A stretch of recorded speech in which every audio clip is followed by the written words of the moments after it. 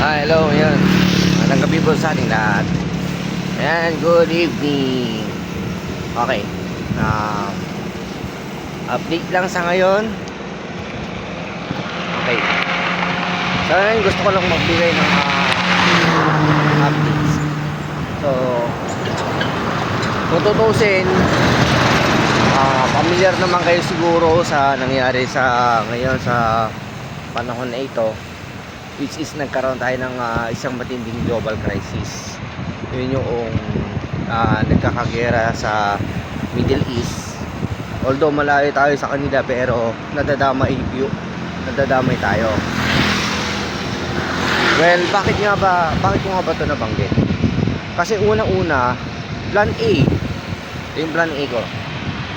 Unang-una po, ang bala ko talaga sana ay magbibisikleta ako from Isabela going to Bicol region para lang sa aking event na pupuntahan ko doon sa Bicol.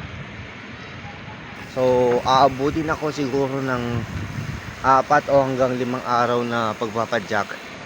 Yun talaga yung aking plan A.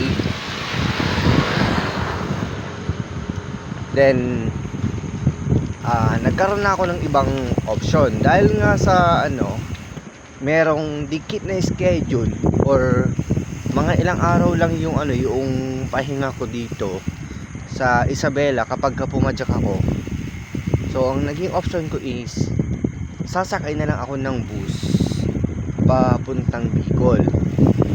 So dahil sa napag-desisyonan ko na sasakay ako ng bus papuntang Bicol, ang mangyayari diyan,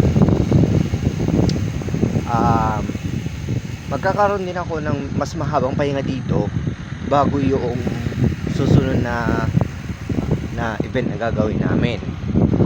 Kaya naman pati din ako dun sa global crisis na yan. Pero sana nga lang muna, wag na muna talang tumaas yung pamasahe ng bus papunta sa from Isabela to Manila, tapos Manila to Bicol. Dalawang biyahe yun. Ay naku po.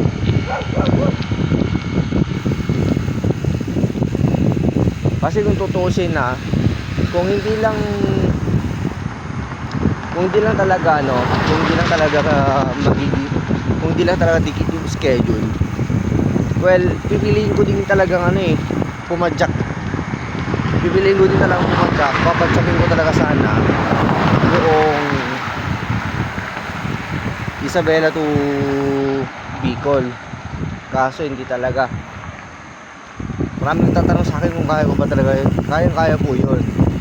Kaso dikit lang po talaga yung schedule. Dikit din po yung schedule of activities. Kaya no choice. Ganun talaga. So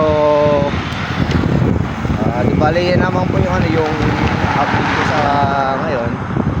At saka mga ilang araw na din lang pala yung natitira sa training days ko. Halos halos isang linggo na lang din yung natitira sa training ko. Kaya ayun. Kaya